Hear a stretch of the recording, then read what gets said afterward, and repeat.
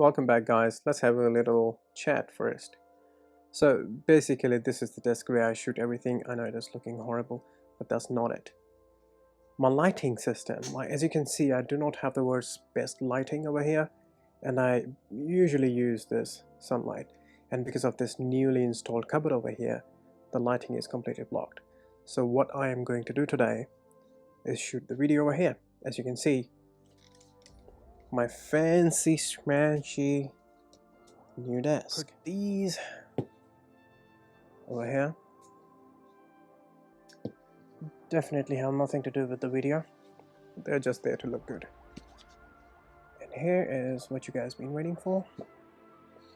Right, let's get into the unboxing first, and then I will give you guys my basically the first impressions.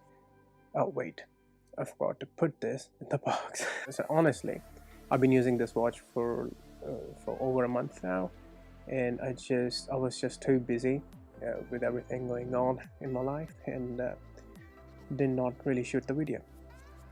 So I thought I should do this today.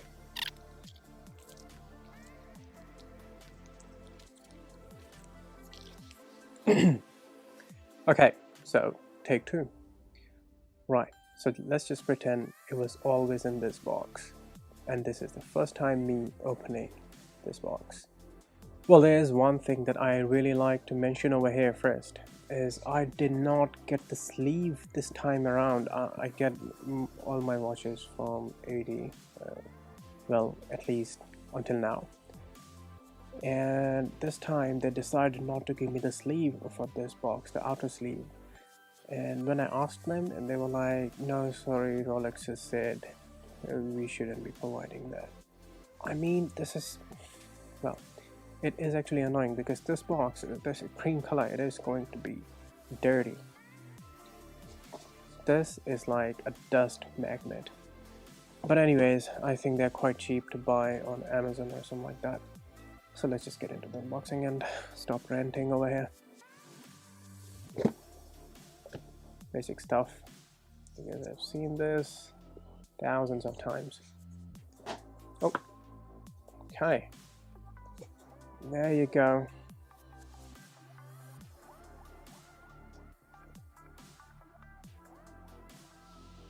The first thing to notice definitely is the white dial and this orange hand for the GMT.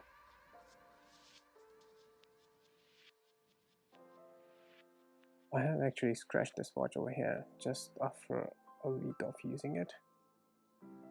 Well, it's not fun, but this is the part of the game, right? Okay, just a minute. Put this on the side. So, green tag means 5 years of warranty. What else we got?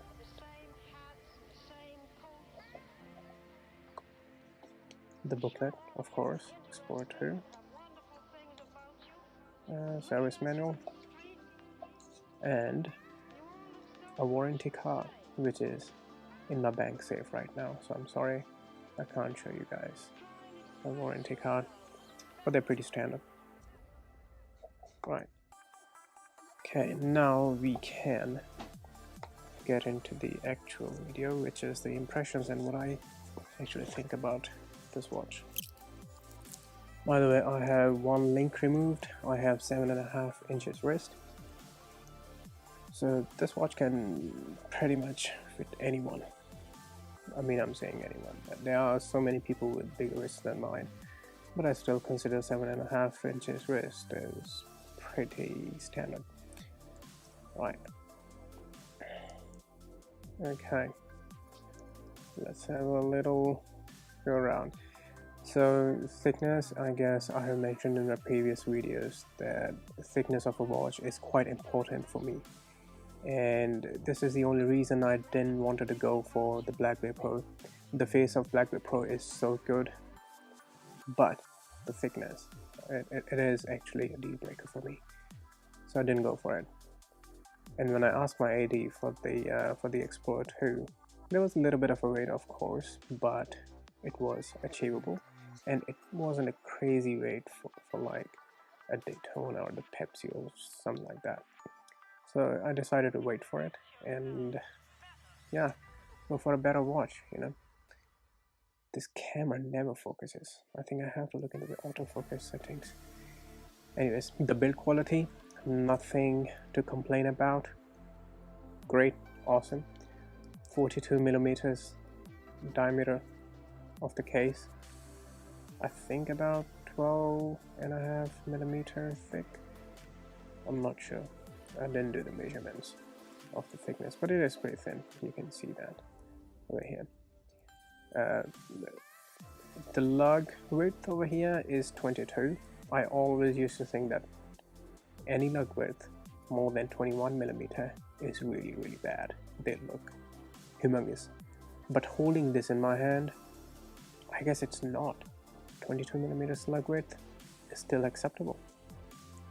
I guess it really depends on the overall proportion of the watch and how the manufacturer is actually handling this thing.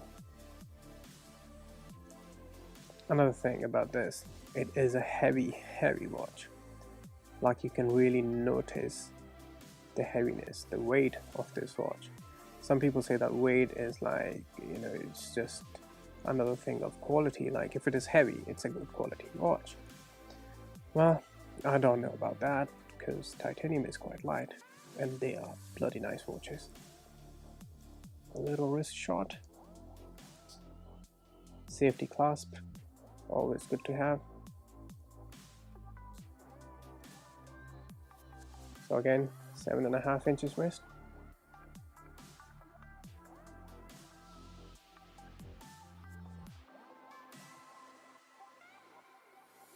Looks pretty damn good.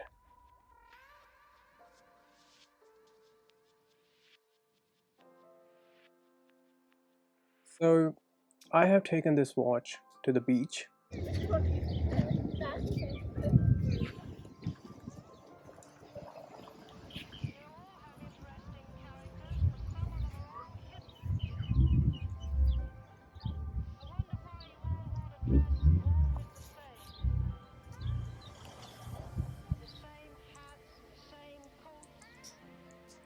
Taken it to a little walk by a little river, a lake, whatever you want to call it.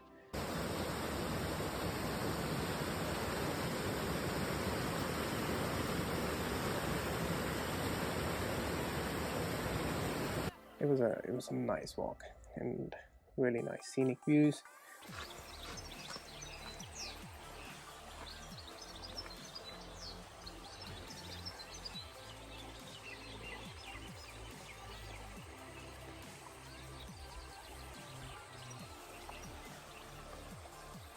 So everything is brushed, the whole thing is so sporty. And what else I can say about this? Alright, so sometimes people say this can be your only watch for the rest of your life, like for the sports and for wearing it to functions or formal wear. I actually disagree with that. This thing is too sporty. Like, from top to bottom, from every angle, it is really sporty, right? And I don't see myself wearing this to a super formal occasion with tuxedo or something like that. I can't see myself wearing this. I mean, I can wear it, but it just look out of the place. So no, if you're having this watch as your sports watch, you gotta have another dressy watch in your collection, right?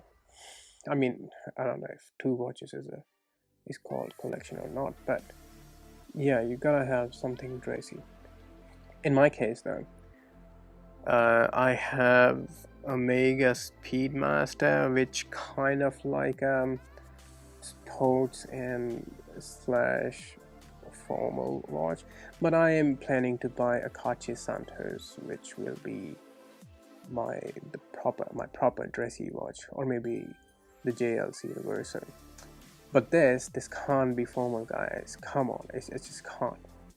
You can wear it like at work, where you might be wearing jean pants and a shirt, you know, I mean casual, formal wear, you can do this. I do that as well. But with a tuxedo, suit, holding a glass of champagne in your hand, and having this on the wrist, nah, I don't think that's gonna work well. It's not going to work. So yeah, for formal occasions, buy another watch, but this with the white dial. For everything else, going to the beach, everyday wear, in the summer especially with this white dial, it's just awesome. It's just brilliant. It's just great. This white dial is so good. The legibility is so nice, and the way this hour hand works without having the other hands, you know, the like on the cheaper GMT watches, when you move this hour hand by itself, the other hands, they move a little bit, like quite finicky. But in this, the movement is that solid that the other hands doesn't flick or like move a little bit. As you can see here, you see how smooth that is. It is just brilliant, awesome. And yeah, if you want to change the date, you move the hour hand by 24 hours, then you jump and you can go back, the date goes back. And if you want to set the watch, the first thing you need to do is pull the crown on the second position. I don't want to do it right now, it's just too much of a hassle, so I'll just explain you if you really need to. So pull the crown 2 times, set the orange hand first where you want to set your dual time zone. First that, put the crown on the first position, then you set up your the hour for the local time, and obviously you have set up the date, I suppose. And yeah, and that's it. And it is a screw down crown, obviously, 100-meter water resistant, sapphire glass, safety clasp, great. But I actually am enjoying this watch a lot more on a NATO strap, on a gray dark silverish NATO strap. It works perfect with it. I just put it back on the bracelet just for the sake of this video, but I basically used my NATO strap on this. I will throw in some pictures in this video so that you guys can check it out how cool that looks. Anyways, I hope you guys are doing well. Enjoy your Christmas, New Year, and hopefully I will see you guys soon. Take care.